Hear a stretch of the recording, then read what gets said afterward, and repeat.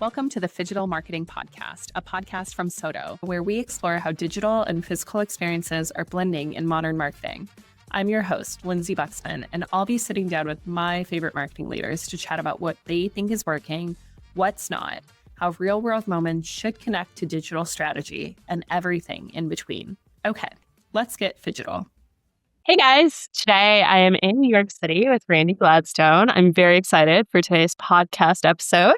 Randi has been both on the brand and the tech side. I'll let her introduce herself, but she just has so much experience because of that mesh of both. So I'm excited to see what we'll get into. Let's get Phygital. To kick us off, would love to have you introduce yourself and share a little bit about what you're doing now, as well as what you've been up to in the past. Yeah, for sure. So, thank you so much for having me. I'm so excited for our conversation. Me I think too. it's going to be insightful and fun at the same time. So, I can't believe it, but for the past 16 years, I have been focused on CRM, lifecycle marketing, own channels, and I've had the privilege of doing that across all different sort of verticals. So, luxury retail, fast fashion, CPG, subscription, e-commerce. And then about 5 years ago, right during the pandemic, I launched my own consulting business out of the need for, I come from a very small business. I was concerned that businesses whose products weren't going to be as relevant didn't have a way to keep their customer base engaged. And so what does that look like? And how do you educate small business owners who are not as tech savvy or don't have a content strategy? Because that's not something that was important probably a month prior to COVID. And now it's very important. And so I started working with obviously my family business, but gyms and several MarTech platforms, and consulted for Sail Through, which is now Marigold and part of Zeta, and loved the idea of working across a broad variety of clients. And I had always found that there was this need, there was a gap of, salespeople come into an organization and say, we understand your problem. Here's the technology that's going to solve it. And then me as the marketer and my team is responsible for executing that. Yeah. And there's a massive disconnect between an understanding of the problem and the capability of the technology that's going to actually solve it. And so that idea of consulting for MarTech kind of pivoted into value consulting and strategic partnership with Bluecore, which was an amazing opportunity to work with retailers. So retail is predominantly my background, and help them maximize growth from existing customers. How do you make sure you're using technology that's going to really leverage the data and the behaviors that you're collecting to increase retention and drive up LTV? And then that opportunity led to working at Braze and some others. And so now I have the luxury of consulting again, sort of across a variety of different verticals, but with the sort of sole purpose of how do you execute programs that put the customer in the center of everything. And when you do that, it's less about the channel and it's more about moving the customer where they are, meeting the customer where they are, and moving them towards loyalty and high value. So it's been a really interesting, non-intentional progression, but one that I'm really fortunate to have and love having these conversations, because I think it's really important to bridge that gap between being the prospect or the customer and the technology and the capabilities that they have. So really excited to talk to you. Yes, I'm so excited too. Let's jump in with chatting through how you stay in touch with and also just understand the customer expectations. So at a broad scale, but also within each brand, how do you start to get to know what customers are expecting? Yeah, I think retail comes naturally because we're all consumers. We know how we want to be treated if we're really loyal to a brand. If we're net new to the brand, how do we understand the value of that brand and those differentiators? And so I think starting there, which is, do I out of the gate understand what this brand is trying to tell me? Are they recognizing that I spend a lot of money or don't? Yeah. And, what does that look like? And then similarly, if I'm working across fintech or health and, medical and fitness or whatever it is, it's still the customer. The customer might be a credit card subscriber. They might be a gym membership subscriber, but it's still the same thing. It's how do we understand or how to evaluating how the brand understands me? And do I feel like everything that they're doing is really intentional, or is it just sort of this one size fits all, get me to do something, but not really listen and pay attention to what it is that I'm doing? It's very important to listen, definitely. Yes. So you've built a career around essentially like execution. Mm-hmm. Would love your thoughts on how do you get a project off the ground from an idea? Maybe it is a salesperson who's initially shared this idea, but especially with new or emerging technologies, maybe with AI today, how would you build that momentum within a brand and the value story behind it, but in a way that it just covers all bases? Yeah, I was recently at a conference and somebody said, God gave you 2 years for a reason. You have to listen. Yeah. And you have to understand first. And then when you listen and you understand, it's only then can you execute. And so, not that I wasn't doing that before, I was always trying to listen and understand. But I think now it's really intentional to listen. What's going on? What is the purpose? What is the why? What happened to trigger what they're doing now that's supposed to help enhance the customer experience or fill a gap in a market that might be saturated with, we hear AI everywhere. So what is it about certain AI that's going to cut the customer forward or move the brand forward? And then start thinking about almost auditing the portfolio of capabilities and offering that they have and figuring out which ones are truly relevant to the customer and recognizing that customers are different. And so how do you think about merchandising the technology and all the differentiators and all the value levers to these customers at a different point, throughout the life cycle? So how you're going to bring that to a net new user or brand new brand is going to be very different than you're going to, meet the needs of a customer who's been with the brand for a while or understands, a product very well. So it's sort of this constant auditing and fitting. I think people, and I've done this in my own career, where you're chasing this shiny object. And when you chase the shiny object for the sake of, I just want to check this box, it never works. And so really understanding what is the problem I'm trying to solve? And how does that problem get solved by X, Y, and Z, or, product or technology? And so it's constantly listening, evaluating, looking at the customer behavior to figure out how do you merchandise these other things to help sort of solution what I'm trying to achieve better.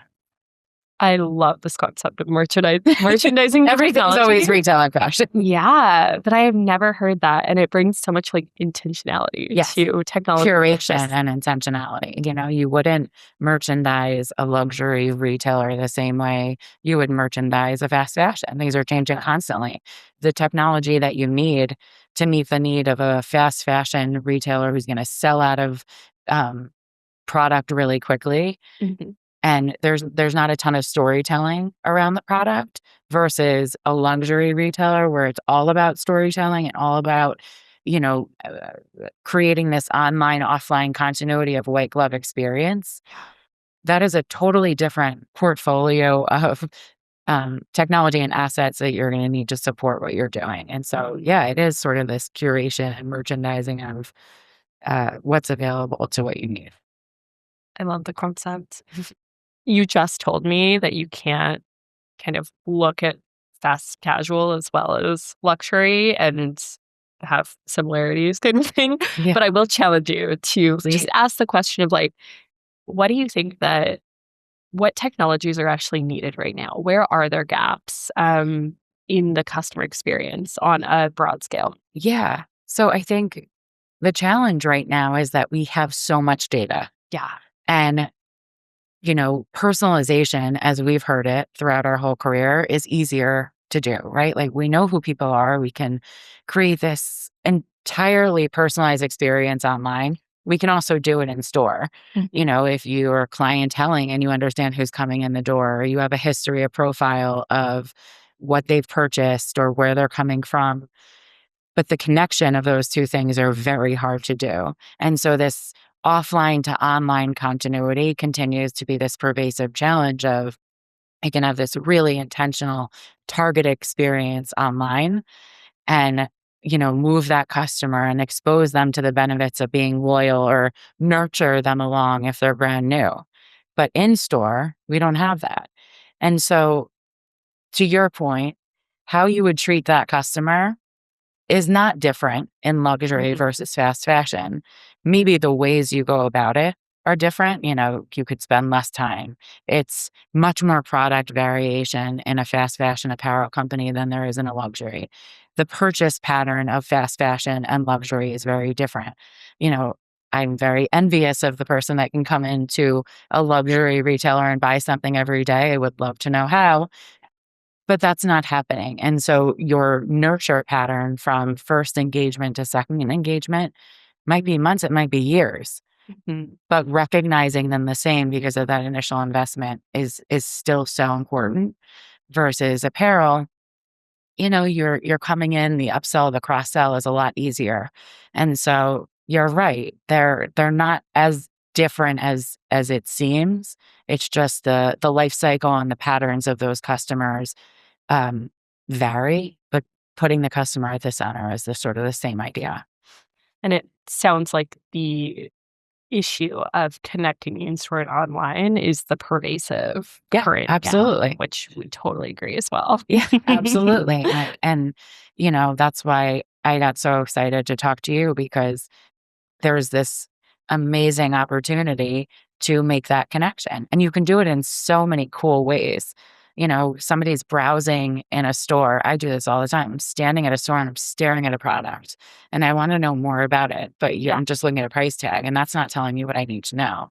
And so the opportunity to QR code, beacon in, make that connection that maybe it alerts a salesperson to come over, or it sends me a push message, an app if I'm browsing that says hey, we noticed that you were into this. Here's everything you need to know. By the way, it goes with the pair of pants you bought 2 weeks ago. And now you start to mimic that online experience in store. So, things are starting to come up, but what you and your team are building feels like this amazing unification of that in the most creative, out of the box way. Yes, I agree. But I'm so excited for your creative ideas around how to create these new experiences and bring that online magic to stores. Yes. Cool. I think there's so many ways. It goes back to when you're in a food store. I know we in New York or in the urban cities, we don't go into food stores that much. But, the Sephora aisle, right? The last minute grabs. Yeah. That is the most important marketing opportunity because it's upsell and cross sell without any, it's impetus. And so while somebody's standing in line, while somebody is standing and experience your product, when they're waiting to be greeted, if they're in a furniture location or if they're at a restaurant and they're ordering on a menu, these are high intent moments of capture that sometimes go wasted. And then you're up at that transaction and there's a line hanging out the door. And so there's not a lot of time to capture information about the customer when you could or should. And so I think, the while you wait concept of, okay, let's make this easier for next time. Sign in, scan in, QR code in, here's 10% off your next, purchase. These are all ways to capture information in a way that is fun. It's not invasive. You're giving a benefit where it's relevant. Those are things that I think are so valuable. The other, and I think we were just talking about this before this started, the idea of gamification and scavenger hunts and, how do you learn about who the purchaser is versus, somebody who is buying something for somebody else. So now you think of toy stores and children's clothing or pediatrician's office where your child is not going to organically give them your information. However, you can now infer so much about the household or the purchasing behavior of somebody based on where they are in store. And so to capture that could be really fun. Or the gamification of, hey, child, hopefully they have a better name than that. But hey, child, go find all the little bumblebees or all the little, gold coins. And the more you find in the store without going to ride by yourself and getting lost, the more points we're going to get towards our purchase. Mhm. And in doing that, you're collecting all this information on a customer that now extends the life of that purchase and that in-store engagement back online. So you have this reciprocal connection of, hey, I just saw that you were in store. Did you like what you purchased? Is that for yourself? Is that for somebody else? And that can happen instantly where, traditionally and so much it surprises me the disconnect a lot of the times when you get an e-receipt and it's just an e-receipt. Mhm. Well, how about an e-receipt that's like, great to see you in store, Yes.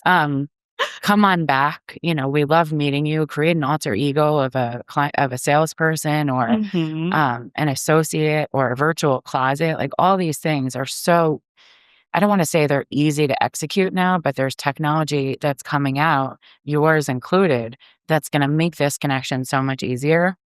And the challenges that retailers have of one and done, that's a huge problem, or high discount. Now you can put the right product in the customer, oh my God, the right product in the hands of the right customer at the right time and extend that relationship of how do they shop, online, offline, and for what? Mhm. And make that connection and enhance that relationship in a way that you couldn't do it before. I love all of this. We actually just started pilot with Toy Store as well. Ooh. And so I love the ideas you're sharing from a kid's perspective. Because Yeah. first, like what we noticed is like how many moments of purchasing around a child, like around one person, come from so many different like stakeholders, like grandparents, your friends, Absolutely. aunts. Yeah. I'm an aunt to many that I'm not actually related to, so that Oh, experience. I'm the same. Yeah. I'm the same. So like that side of it as well, and how can you connect what a child finds interest in and like gets really excited about Yep. with this ecosystem of people who want to purchase and like often have many gifting moments around the year. Yeah. It'll be exciting to merge the two. And so Absolutely. we'll chat more about that. Yeah, I love that idea. I worked with a retailer a few years ago who sold pajamas to children Oh. and licensed pajamas, so Ooh. I know my nieces and nephews, they went through the Bluey phase, brand affinity, or the newest character. And, if you did a like for like, you would be marketing the newest character based on affinity forever. And we all know that interest at that age changes. And so how do you create this progressive profiling for a secondary customer? Well, you do it based on who's purchasing, what are they purchasing, why are they purchasing for? Some of those things can be explicit intake.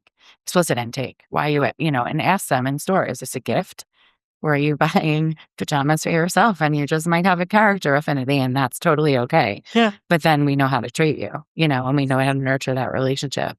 So I think it's really important to understand purchase intent in the moment and like as the relationship with the customer evolves, because how do you move them into the next best thing? Mhm.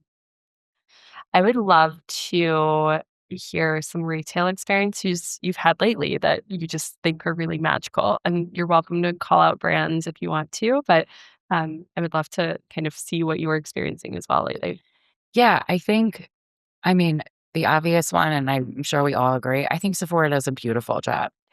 And makeup is something that is so personal. Not only is it personal, but you have to get it right. Our skin tones sitting here are different. How we present ourselves cosmetically is different. How we treat ourselves, our hair, our aesthetic, it's all different. And it is so personal. And there are so many different life cycles of the product goes through a life cycle. The customer goes through a life cycle. Those are separate things.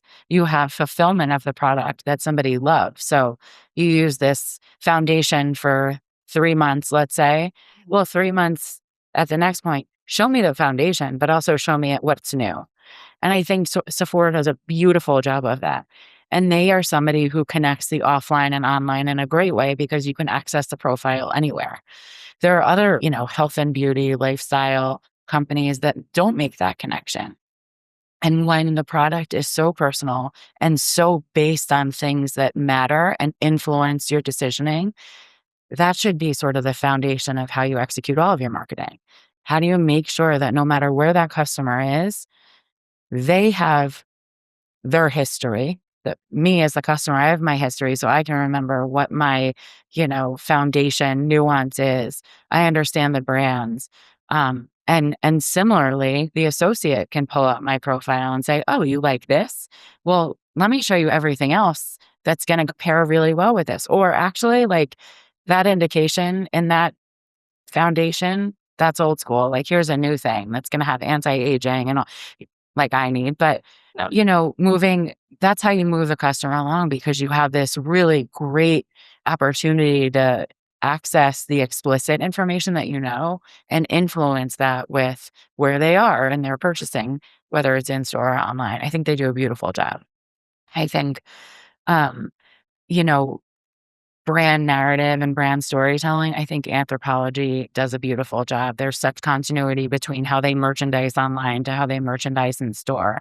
I think there's an opportunity to make those connections even clearer, especially with their bridal business. Like, it doesn't have to just be the bridal moment. Oh, yeah. It could be like, maybe you're a bride today. Hopefully you're not a bride tomorrow, but you're going to be a bridesmaid. You're going to have flower girls.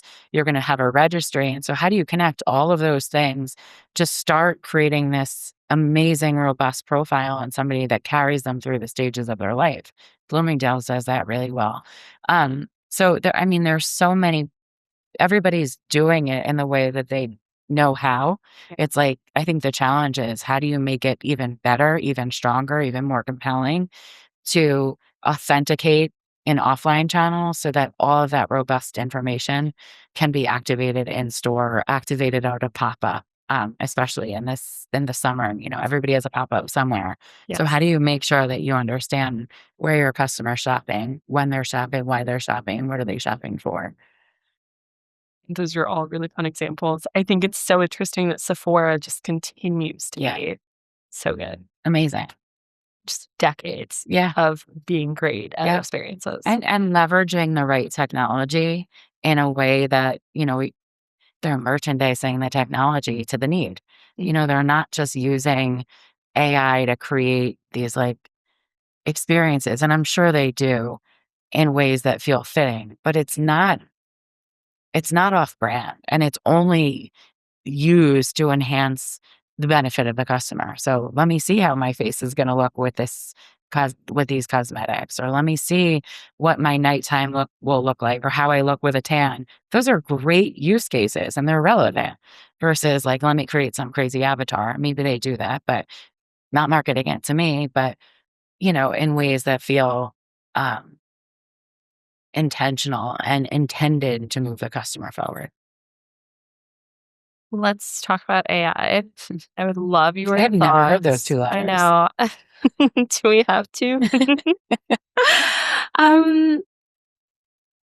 Do you think we're adopting it too much? Do you think there's risk in adoption? You just talked about how Sephora very intentionally adopts it, so they probably have somewhat hit that level well. But what are your thoughts on brands accepting and using it for that new amazing state of email where everything can be personalized one-to-one? And in those store experiences, there's so much personalization. Like, are we accepting that too quickly and creating risk, or what are your initial inclinations there? I love this question because I've been victim of the AI moving too quickly, and this idea of AI is replacing humans, and so therefore humans are not needed. And okay, let's find efficiencies in our teams, or let's find efficiencies in the way we approach analytics and decisioning. And I think there is an efficiency to that, of course. And the speed by which we can move is so much faster. If you evaluate it from the lens, or I try to evaluate it from the lens of, how is this making my decisions faster? How is it making my job more efficient, or the way I approach things more efficient? How do I get information faster? But I don't lose fact of the sight that you still need the human nuance of trusting the information, relying on the information that the decisioning is based on is accurate, and it is meeting the need of the customer, or it's meeting my need in a way that is going to help me do things better, faster. Um, I think, you know, the way AI can be utilized in personalization and marketing, own channel marketing online, um, is incredibly valuable. My whole career, all I heard is like, we have all this data. Why aren't we personalizing? Why are we just using first name? Or why are we using last product purchased when, well, because we didn't have this decisioning in real time. We didn't have that ability at scale to meet customer intent or to help move them to the next best product or the next best service in a way that was scalable. And you certainly couldn't do that in real time. Couldn't do that on site and say, oh, this person's like going on this path. It's not what we thought in the beginning. Let's shift the experience. That was something that would have required months and months and incredible investment upfront to do. Yeah. And I would say it's impossible. So I think AI's ability to make decisions faster, if it's sitting on a data foundation that is verified and clean, and there's human interaction of, is this right? Are we collecting this right? Does this make sense for how are you putting it out? I'm so excited to see how that continues to enhance the experience and to enhance the way we work. I think where AI is going wrong and where there's a risk is using AI just for the sake of AI.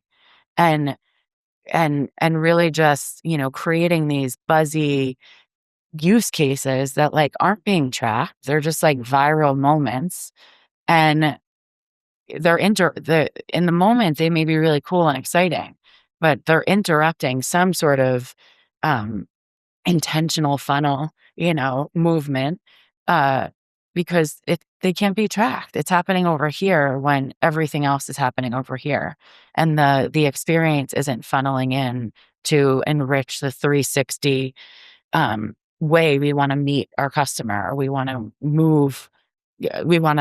meet our customer, and we want to move our brand forward.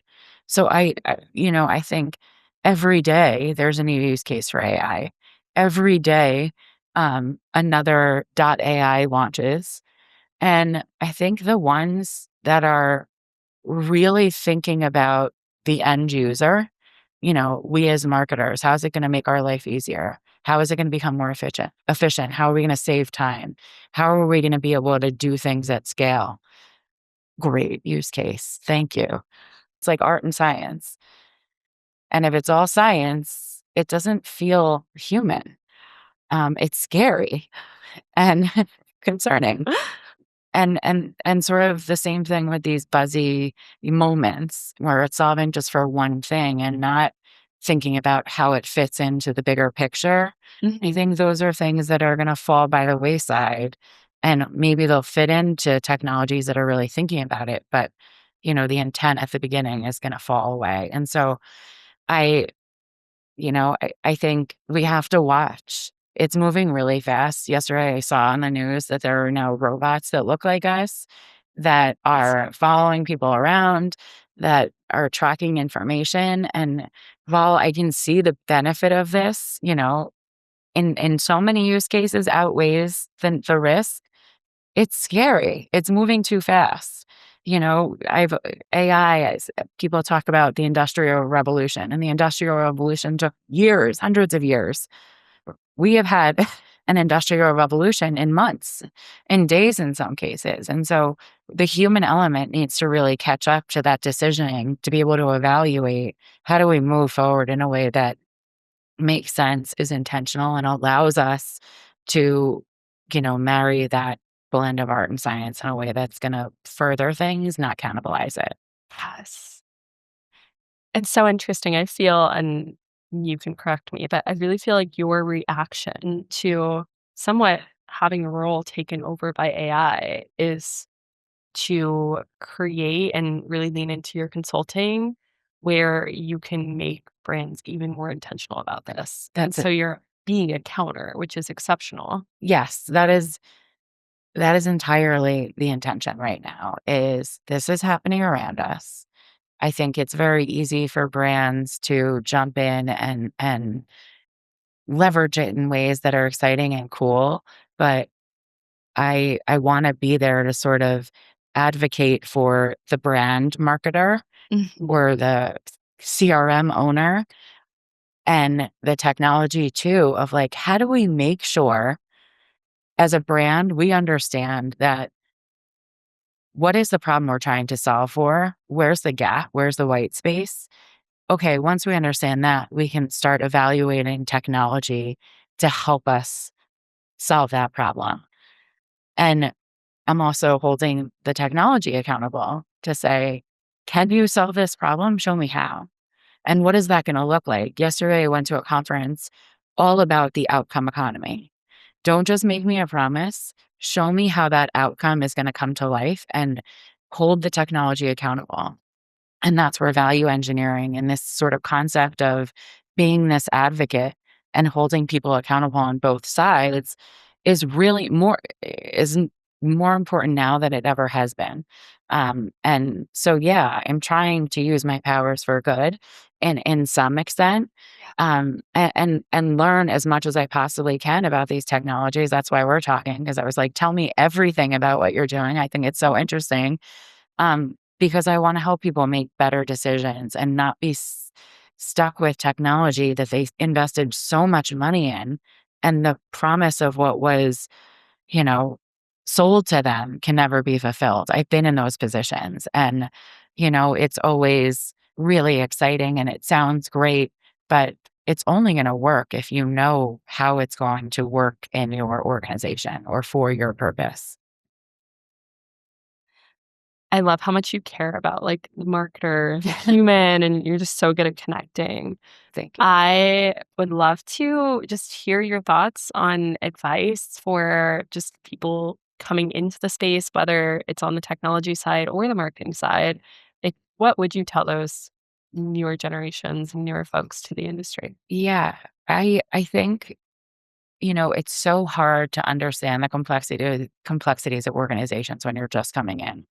And I think even more of that is lost in our new worlds of virtual and online. And you have access to C-suite or, leaders in ways that you haven't before. And so you're losing, what we in marketing call the muddy middle. You're losing access to the decisioning and understanding why things are happening. Um, and, I don't know that we had access to that when we were coming in, but it was a lot clearer the path that we were going to take to sort of get to those steps and learn. Right now, the market seems so democratized. And so, unless you're going to be a lawyer or a doctor or you're going to go into finance, marketing, communications, it's broad and it means so many different things. And I think you don't have to understand and you don't have to know where you want to be. Marketing touches everything and learn the fundamentals first and then start narrowing what is the vertical I want to be in? Do I want to do fashion? Do I want to be in marketing technology? Do I want to lean into AI? All those things sort of are pervasive across all. And you can really figure out like what your affinity is, but be open to just getting in there and getting your hands dirty and listening and learning and watching how decisions get made. It's so important. And you have people coming in have to be really intentional about that. We had the beauty, I'm not going to age us, but we had the beauty of, being outside the conference room and looking in and saying like, oh, what's happening in there? Now it's all out there and everybody can see it and we make it look so easy. And there are so many factors and stages and access level, like why things happen, why we invest where we invest, how that has this residual downstream impact. And I want to make sure that I'll call them, I won't say they're kids. This new entry level generation is really open to opportunities because there are so many opportunities. Might not be the one you envisioned, but just step into it and learn everything you possibly can and then figure out where your interest lies and go to the next level. And I we talked about this. I want to be a resource. I want to help. I have been helped by so many people, and if people need to be brought along, I'm happy to do that, because I think there's so much missing in our new world because things do happen so fast. And that access and the ability to do things is so much easier.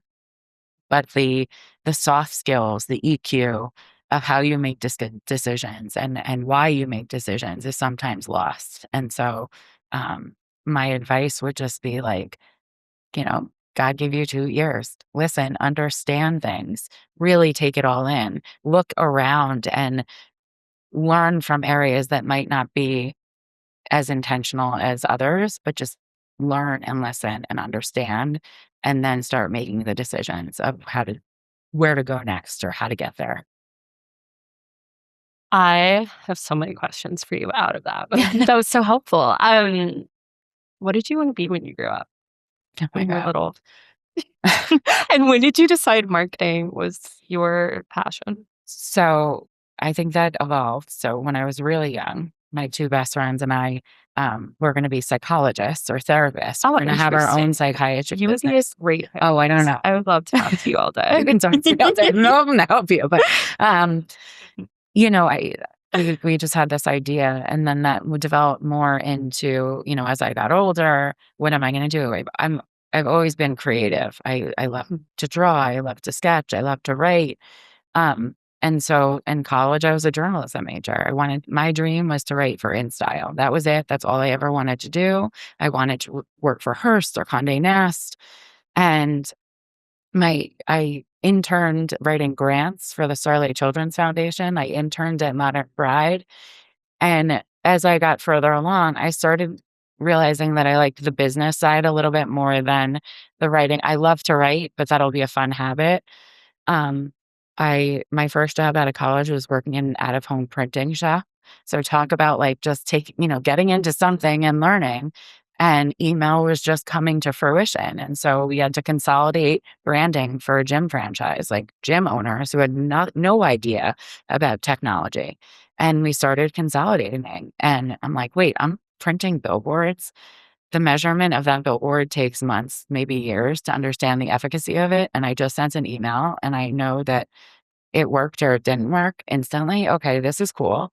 And I built on that. And then I started managing email programs and direct mail lists and coordinating. And it happened so organically. It was not, I wish I could say it was intentional, but I just love the fact that CRM, email marketing, own channels, you can put yourself into it, you can understand it, and it seamlessly blends creative data, the art and science in a way that not a lot of things do. And so, you have to understand copy, you have to understand marketing and creative priority, you have to understand data and analysis and insights, and you have to be able to marry them. And you have to work cross-functionally. We're always email marketing, you're at the end of the line. The decisions have been made, you're executing. But then when revenue isn't where it is, or when there's a new product that needs to be launched, email is the first at the line because you're going to be able to reach the masses. And so this idea of being involved in everything and being able to see everything through this lens of how an organization works, that's how I got into it. And it just continued to build and build and build and say, okay, the database is important. Let me learn about the database. That got me into CRM. Creating consistencies in process allowed me to build centers of excellence. MarTech is important because it's constantly changing. Let me learn more about MarTech. And so now I've become this like marketing technologist, but my passion is across like the customer experience. How do we use all of this to make sure that that customer experience, the member experience, the patient experience, the credit card, the purchaser, whatever your customer is, how do we make sure that that experience is intentional and it's fulfilling? No customer journey is linear at all. And so now we have technology that can do all these things. How do we execute it in the right way? And so just sort of like built on everything. But it has not been linear. It was certainly not intentional. But I'm really grateful for the journey because I think having this view of all aspects of it has come together to allow me to consult, allow me to meet with different types of customers and, think about what's next and what's the right next move that's going to do that again. And so, yeah. It's very clear you followed your own advice, though, and you were very curious and you learned along the way. I hope so. Yeah. Just continued to open things up for yourself, which is Thank you. very cool to hear. You've had a storied career, but you've spanned and followed marketing for the last 20 years. What's changed? What's stayed the same? And then anything that just feels really hot that maybe isn't the only thing in the world? Yeah. I think the way we do things has changed. Like we just talked about it. AI has made things so much easier. We can be so much more personalized. The types of data that we get and how we harness it and execute against it has all been made easier. The thing that hasn't changed is still the customer and meeting the customer needs. And I think, this isn't like the sexiest part of marketing retention. I like to think it is, but especially with everything going on right now, Con is in a couple weeks. And so everything is going to be about buzzy, awareness, top of the funnel, acquiring. And that is so important. You want to funnel your business with new customers, but you also want to make sure that you're paying for that acquisition from the customers that you already have. So you're not funneling in net new money into your business. You're growing on both sides. And also, how do you make sure that when you acquire those customers, the experience meets the needs of how they were acquired? And then you have programs in place to make sure you can keep them. And so squeezing growth out of existing customers is something that has been the most critical piece of marketing and business since the beginning, certainly since I started, is how do we nurture the customers that we have? Email, it being the prime example. You can't get an email address, especially in the beginning, unless somebody made a transaction. Okay, how do we make sure that we're nurturing to the next transaction? That has not changed. How do we make sure that we're nurturing every interaction with the intent of getting them to engage again? And how it makes sense. We talked earlier about luxury, the purchase window for luxury or for furniture or for cars. That's a very long purchase cycle. It doesn't mean that you abandon your customer until they're ready for the next purchase. It means that you have to keep them engaged with content, with warranties, with upsell opportunities, with community, so that when they are ready for that next purchase, you're top of mind and they're going to come back to you. And then it goes the same way for new customers. How do you make the buzziness and the excitement of all that's out there, all that we're going to see in a couple of weeks? How do we match that experience online so there's not a disconnect and customers don't bounce? So I think the helm of marketing, the core of marketing, the customer experience, that hasn't changed. How we execute against it and the abilities that we have to do it really well, that's what's changed. Mm. And governance has changed. Governance. Yes. Yep, that's for sure. Governance. That's a whole other podcast conversation, but still important. Did you say you have a family business? I do. Unfortunately, it's not in business anymore. My dad is retired. But we had a locks and security business. No way. So locksmith since 1902. And it was in Jersey City. So I've come very full circle. When I graduated college, I was like, I'm never living here. I am moving to Manhattan. And that is it. And my dad was like, but Jersey City and Hoboken. I'm like, that's cute. Thank you. And, my dad used his hands, and both my parents were extremely hard workers. My mom was a teacher. She was an educator. She worked, with kids and really, I always use the example of Hamilton because I think my mom was doing that a long time ago of creating songs and, figuring out ways of making learning interesting, but in a way that motivated memorization and it stuck and made things so interesting. And my dad, he worked for his father and he worked with his brother and they grew a business for almost 100 years. More? 100? Yes. Over 100 years. Thank you. Wow. My math obviously is not that great. But it's great. It's just a long amazing. time. And, my friends now I live in Jersey City, hence the full circle. But every time I walk into an establishment that I know has been there for a long time, I'm like, have you ever heard of Gladstones? And people are like, oh my gosh, yes. And it makes me so proud. So, you know, during COVID, it was challenging because people were home. They didn't need security as much as they did, pre. And now to get into my apartment, I use a fob. I don't even use a key. To get into my car, I don't have a key. I have like a button. So, unfortunately, that business is not as relevant, but the importance and the foundation that it provided for me is everything. Of like, you have to keep evolving and you have to find ways to be relevant. And I think both my parents did that very well and instilled in us like hard work, think out of the box, keep at it, try everything. And so, yeah, very proud to be come from a small family business and teachers and, not really directly impacting what I do, but how I do it is completely influenced by, family business and teaching and all of that.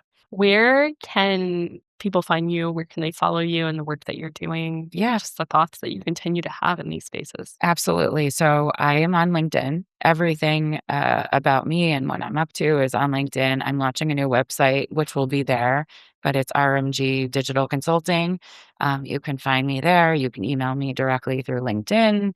Find me on Instagram under RMG Digital Consulting. But I'm happy to partner, to learn, and see where it takes me. So thank you.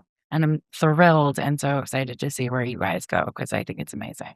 Thank you. We're excited to hopefully partner with you in Absolutely. different spaces too. But I'm Yes. so happy we got to connect today. Me really too. appreciate you taking the time to join me. Likewise. Thank you This so was much for fun. inviting me. And thanks for listening to the Phygital Marketing Podcast. If you liked what you heard, follow the show and send it to your favorite marketer. If you want to learn more about Sotto or get in touch, visit withsotto.com. See you later, alligator.